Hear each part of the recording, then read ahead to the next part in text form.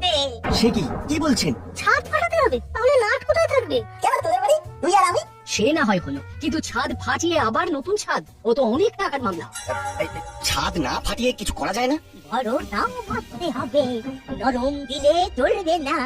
ওই ফুটো সারিয়ে দিলাম, তারপর আবার আরেক জায়গায় ফুটো হবে। এইভাবেই চালাবেন না একেবারে স্থায়ী সমাধান করবেন? সে তো স্থায়ী সমাধান করতে চাই বলেই তো আপনাকে ডাকলাম। ও, স্থায়ী সমাধানের সেরা ঠিকানা খাস্তো মিত্র ক্রিয়েশন। এটা নিয়ে কোনো সংশয় নেই। রজনী বাবু, আপনি চোখ কান নাক সব বুঝে এই খাস্তো মিত্র ক্রিয়েশনের উপর ভরসা রাখুন। সে তো করতেই চাই, কিন্তু ছাদ ভাঙার তো বিরাট খরচ। ছাদ সারাতে হবে এটা ভাবতেই বাবার মাথায় ছাদ ভেঙে পড়েছে। কি ঝকমারি! নাট চুপ, খালি ফটর ফটর করে কথা বলে, একদম কোন কথা বলবি না। বল্টুকে দেখেছিস ও কথা বলছে? হ্যাঁ দেখছি তো, রোজ দেখি ও কথা বলে। বলটু বোমা নাকি? নাট তুই চুপ করবি। ঠিক আছে, এই চুপ করলাম। দেখো আর কথা বলতে বললে আমি আর কথা বলবো না। বলটু চল তোদের বাড়িতে গিয়ে বসি, ক্যারাম খেলি। চল। ছাদ ফুটো হয়েছে, ভালো হয়েছে। আমি আজ থেকে বলটু বাড়ি থাকবো। মাথা গেল, বিচ্ছু দুটো গেছে। এবার ভালো করে রজনী বাবুকে টুপিটা পরাতে পারবো। তাহলে এবার কি ভাবলেন ঠান্ডা মাথায় বলুন? কাজটা তো করতে হবে, কিন্তু এই প্রচন্ড বৃষ্টির মধ্যে। আরে বাবা, ঘাবড়াচ্ছেন কেন? এই বৃষ্টির মধ্যে কিছুই করা যাবে না। যা কিছু কাজ শুরু হবে বৃষ্টি থামলে। যাক বাবা, কিছুটা অন্তত সময় পাওয়া গেল। আমি কিরকম খরচা হতে পারে তার একটা বাজেট করে আপনাকে মেল করে দিচ্ছি। আপনি আমাকে আমার মোবাইলে আপনার মেল আইডিটা সেন্ড করুন। ঠিক আছে। চলো বৌমা, এবার আমরা যাই। বৃষ্টি কমলে কাজ শুরু করব।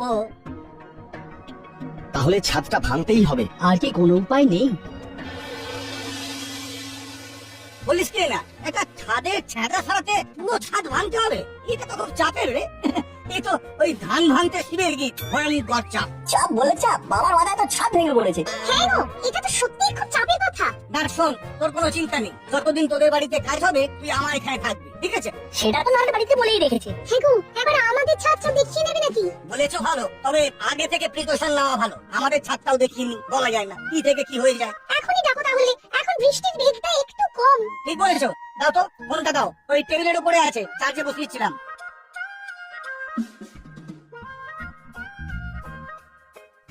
এই নাও। হ্যালো, বলুন মাখন বাবু, কি খবর? শুনলাম রজনী বাবুর বাড়ির ছাদের খুব খারাপ অবস্থা। আরে বাবা, এও কি ছাদ সাজাবে নাকি? আজ যে কার মুখ দেখে ঘুম থেকে উঠেছি। হ্যাঁ বলুন, আর বলবেন না। রজনী বাবুর ছাদ খুব খারাপ অবস্থায় আছে। আসলে ছাদ কিন্তু সব সময় নজরে রাখতে হয়। আপনার ছাদের অবস্থা কেমন? কি করে জানবো বলুন তো? আমি তো আর ছাদ বিশেষজ্ঞ নই। আমার কাছে তো ভালোই মনে হয়। তা আপনি কি একবার আমার ছাদটা দেখে যাবেন? নিশ্চয়ই, এটা তো আমার কর্তব্য। আমি এক্ষুনি যাচ্ছি। হ্যালো বৌমা, চলো, আবার ডাক এসেছে। নতুন ক্লায়েন্ট। কোথায় মেশমশাই? এবার পল্টুদের বাড়ির ছাদ দেখতে। উল্টুদেরও কি ছাদে সমস্যা? না না না, ওদের এখনো ছাদ ঠিকই আছে। তবে কিছু ঘটার আগে একবার দেখে আসতে বললো। দেখে আসা মানেই তো বুঝতে পারছো, চোখ বুঝে খুব। ও, আমি এক্ষুনি বেরোচ্ছি। ভালোই করেছিস দেখে। বাড়িতে বসে বসে যা বোর হচ্ছিলাম, এই বৃষ্টিতে এবার জমিয়ে ভূতের গল্প শুনবো। বলটু রেঞ্জ থেকে ফোন করে এখানে ডাক, যখন ক্যাম খেলবো। ফোনটা স্পিকারে দে। না, ফোন করছি।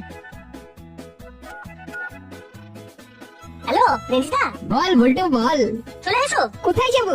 বলটুদের বাড়ি, জমিয়ে ক্যাম খেলবো। আরে আসতে গেলেই আমাকে প্রথমে একটা টোটোতে উঠে বাস স্ট্যান্ডে যেতে হবে। তারপর বাসে চেপে দাসপাড়া যেতে হবে। কেন তোমাকে এত কষ্ট করতে হবে কেন? তুমি এই বৃষ্টিতে কোথায় আছো? আরে মায়ের সাথে কাল রাতে মামার বাড়ি এসেছি। আমি এখন মামার বাড়ি। যা, ভেবেছিলাম জমিয়ে ক্যাম খেলবো, সেটা আর হলো না। চাকে কি আর করা যাবে, পরশু ফিরবো। হ্যাঁ রে, এই বৃষ্টিতে দাসপাড়ার অবস্থাটা ঠিক কিরকম রে? খুব খারাপ। আরে আসল খবরটাই তো দিলি না। আসল খবর কি? আসল খবর কি আর, আমার ঘরের ছাদ ফুটো হয়ে তার সারা রাত বিছানায় জল পড়েছে। আমি মেঝেতে শুয়েছিলাম। এটা তো খুব খারাপ খবর। তারপর ছাদ ছাড়াবি কিভাবে? আঙ্কেল কি ভাবছেন? কড়াই দাদু এসেছেন। করালি দাদু আর মিত্তির আন্টি এই সেরেছে। কেন? দাদু ছাদ ভাঙতে বলেছেন তো? নে এবার ছাদ ভাঙ। আরে তুমি কি করে জানলে সেটা তো বলো। ওরে, রেঞ্জ জানে না এমন কিছু আছে নাকি এই ভারতে? রেঞ্চের 100টা কান, 1000টা চোখ। দূর, তুমি ভুল বকা থামাবে? সত্যি করে বলো তো, জানলে কি করে? অত কথা বলতে পারবো না, যেটা বলেছি সেটা ঠিক বলেছি কিনা বল। হ্যাঁ একদম ঠিক বলেছো। একটু বাদে কড়াই দাদু আর মিত্তির আন্টি ও বল্টুর বাড়ি তো ছাদ দেখতে আসছে। কেন রে, ওদের ছাদেও কি ছিদ্র দেখা দিয়েছে? না না, ছাদ কেমন আছে দেখতে আসবে। ব্যাস, এবার তোদের কাজ হলো ছাদে যাওয়া। করালি দাদু কি বলে সেটা ভালো করে শোনা। দেখবি আমি যেটা বলেছি সেটাই বলে কিনা। যদি বলে তাহলে ফোন করে জানা, আর যদি না বলে তাহলেও ফোন করিস। আমি ফোনের জন্য অপেক্ষা করছি। ঠিক আছে।